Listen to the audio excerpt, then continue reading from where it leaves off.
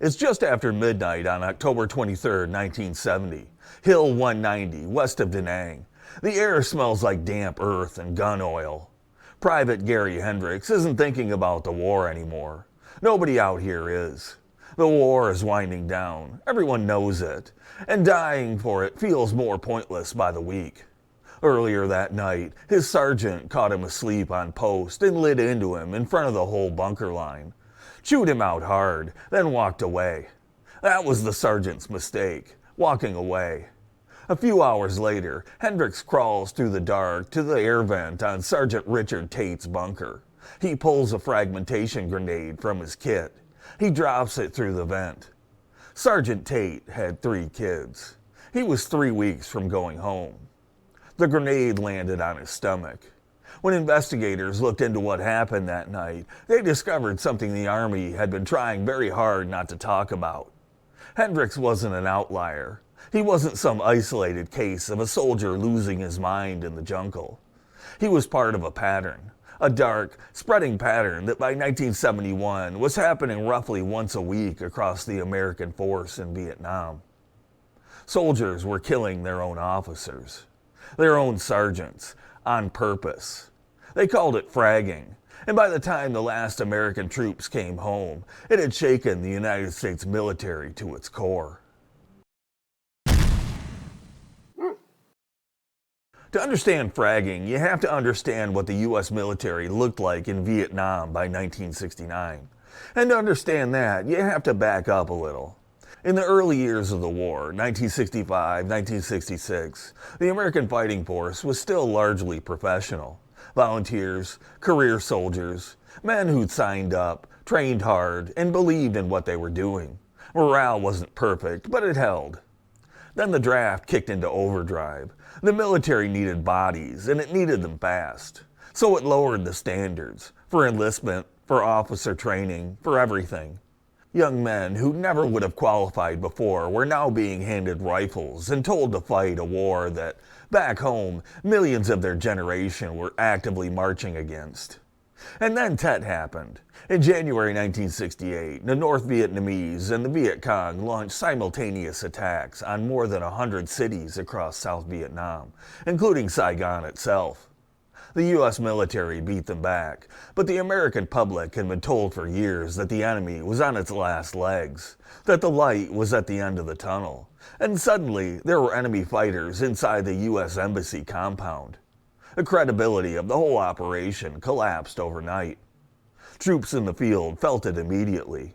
If Washington and the generals had been lying about how the war was going, what else were they lying about? What exactly were they being asked to die for? By 1969, Richard Nixon had announced Vietnamization, the gradual handoff of the fighting to South Vietnamese forces. U.S. troops started coming home, but not all at once, not fast enough. The men still in country were watching the withdrawal numbers tick up every month while they were still out on patrol, still taking fire, still putting their friends in body bags. For a war that was supposedly winding down, people were still dying at a brutal pace. That combination, the disillusionment, the draft, the drawdown, the sense of total futility, created something the American military had never really seen before. Not on this scale. It created a force that was eating itself from the inside. The term comes from the weapon, fragmentation grenade. When you throw one into a tent or drop it through a bunker vent while someone is sleeping, the explosion shreds the metal casing into hundreds of pieces, fragments, that tear through everything in the enclosed space. The grenade leaves no fingerprints after detonation. Individual grenades weren't serialized. You couldn't trace it back to a specific weapon or a specific hand.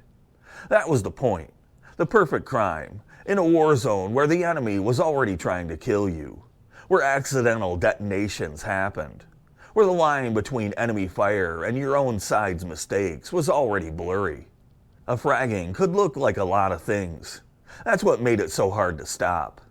But fragging wasn't always a grenade. Firearms were used too. Some officers were shot in the back during firefights, attributed to enemy fire, never investigated further. Because who was going to run a thorough forensic investigation in the middle of a jungle war? The Defense Department's official fragging statistics only counted incidents involving explosive devices.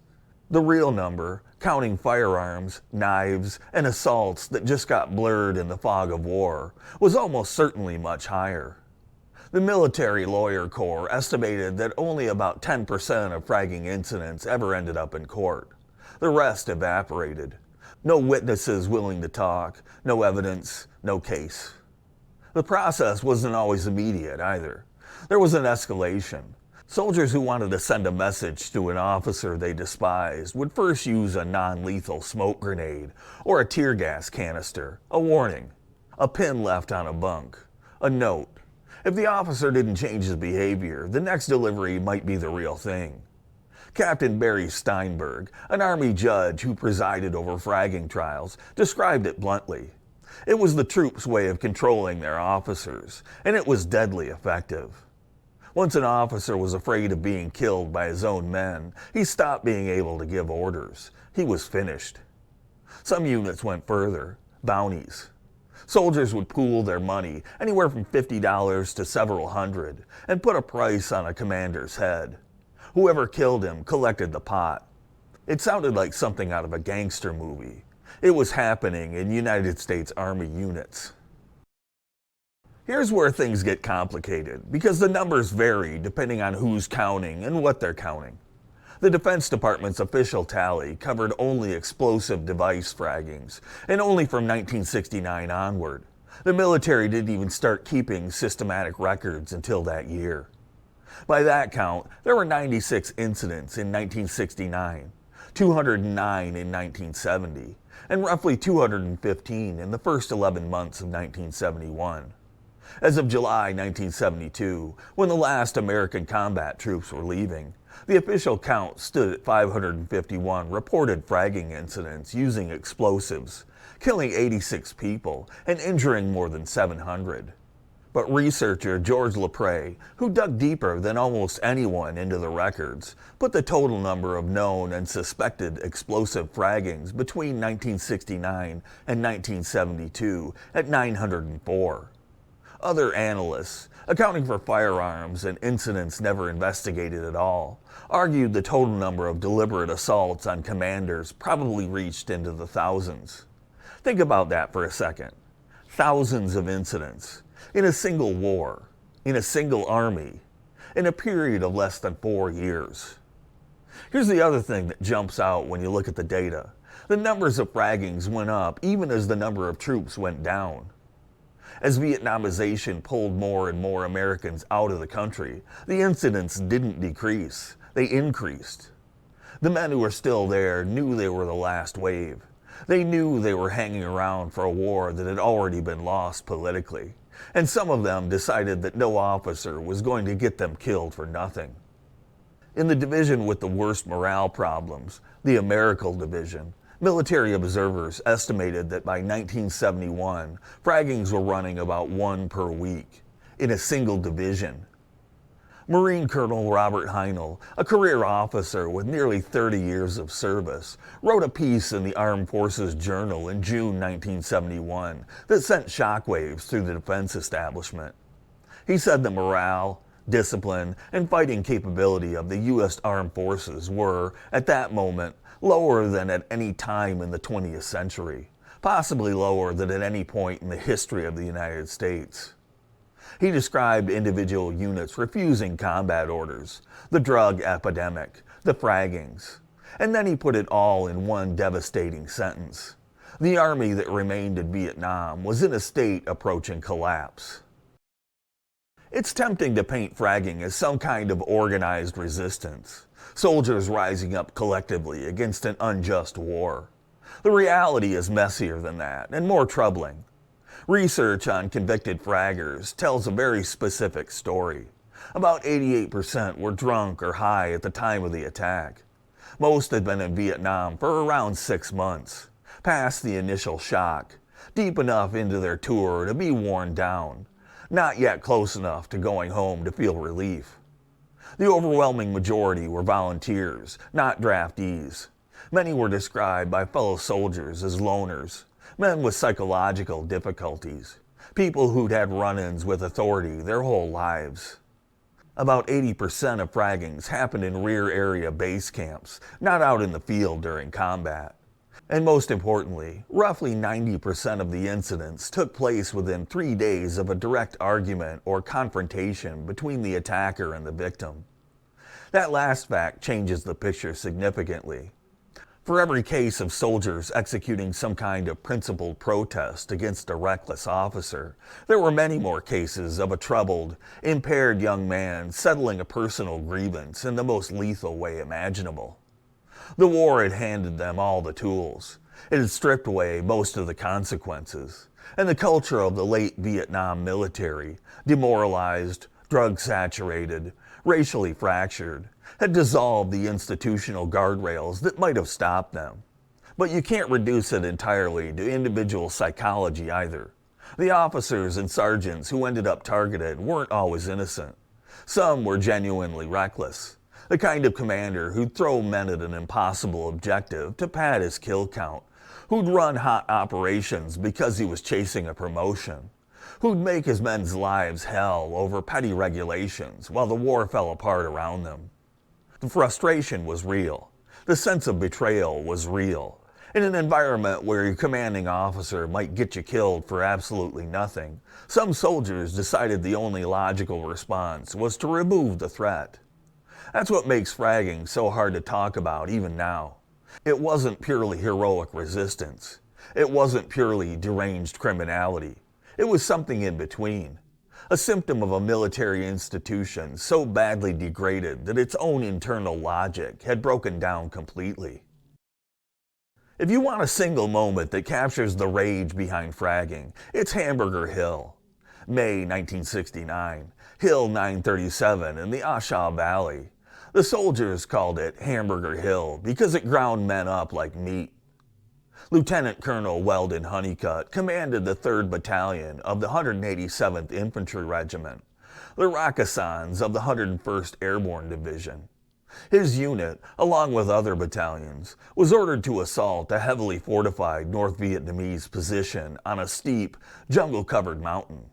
They won up 11 times over 10 days.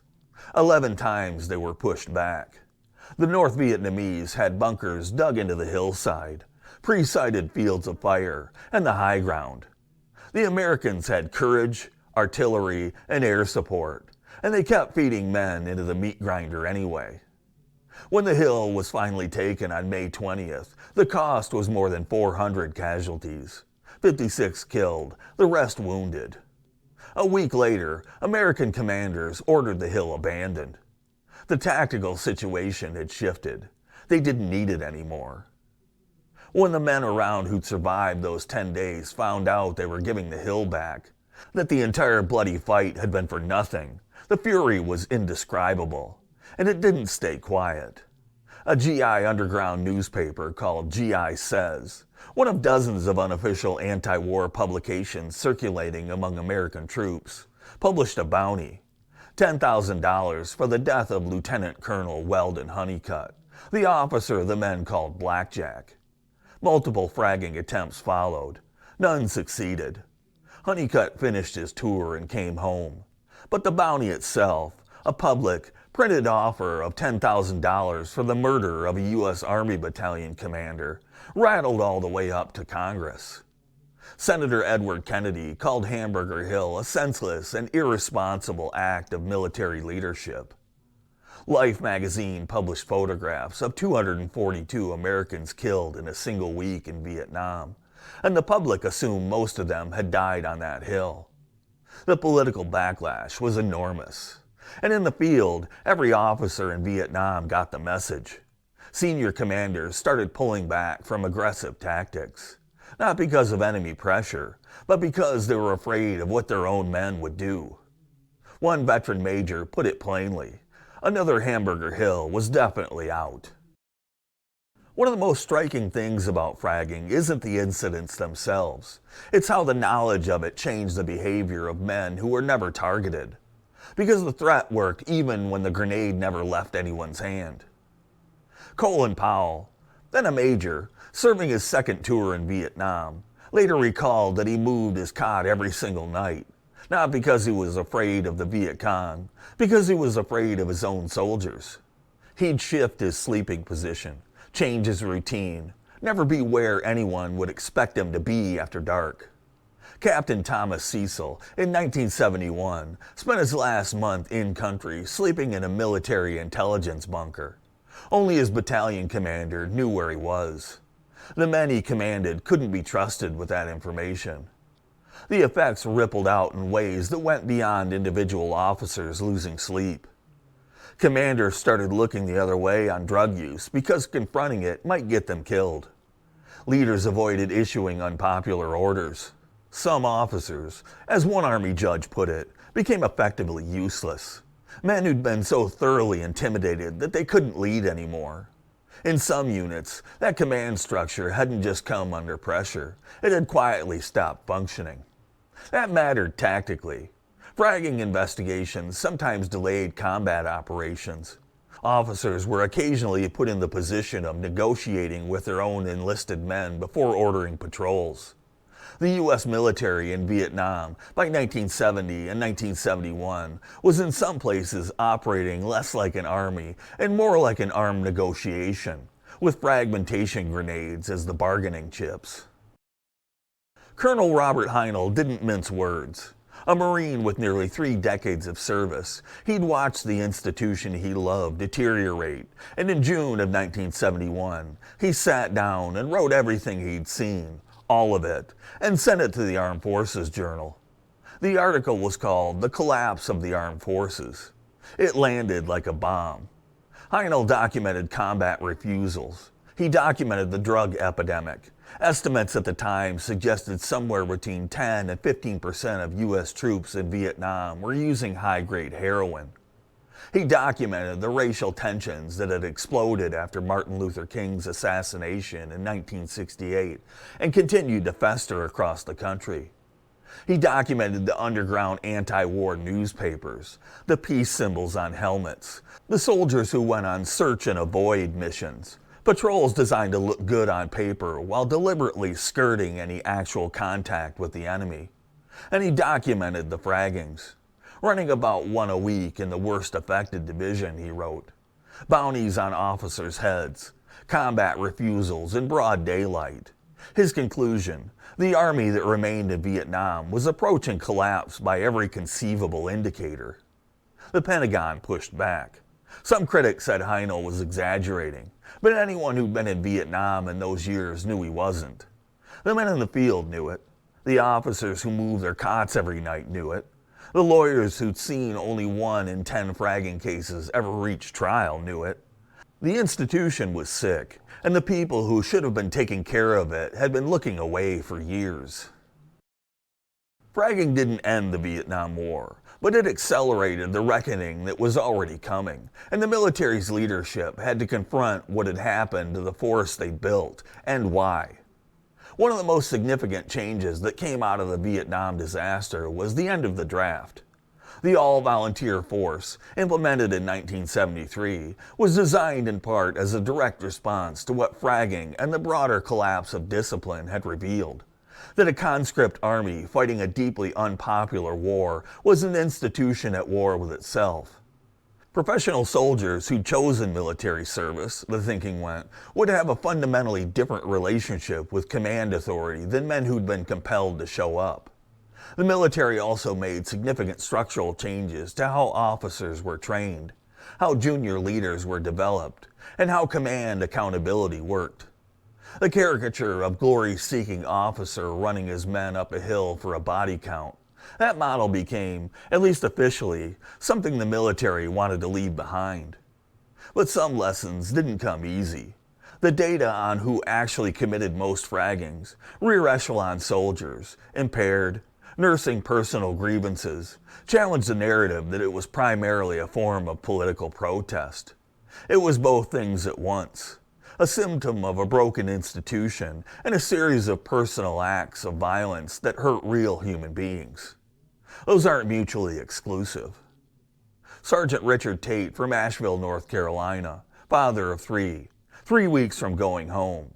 He didn't represent a policy. He was a man trying to do his job and get back to his family. The grenade that killed him didn't care about the politics. That's the part that gets lost when fragging becomes a symbol of resistance, or of collapse, or of what an unpopular war does to an army. The symbol is real, but so were the individual human beings on both sides of it. What happened in Vietnam between 1969 and 1972 had no parallel in modern American military history. No other war produced anything close to that level of deliberate internal violence. Soldiers turning on their own chain of command, at scale, repeatedly, over years. The reasons for it were tangled: bad policy from above, a broken draft system, drug abuse, racial fracture, generational conflict, and the grinding horror of fighting a war that everyone could see was already lost. The military that came out of Vietnam was humbled in ways it hadn't expected. The grunt who'd seen his sergeant get fragged, the officer who'd moved his cot every night, the lawyer who'd buried case after case because nobody wanted to testify. They all carried that knowledge home. And somewhere in Asheville, North Carolina, 3 kids grew up without their father. Richard Tate's name is on panel 7W of the Vietnam Veterans Memorial, 3 weeks worth of service away from coming home. That's not a symbol, that's just what it cost. I'm Dave. Thanks for watching. If this kind of history matters to you, hit subscribe. Let me know what this story means to you in the comments, and I'll see you in the next one. Oh, Dave.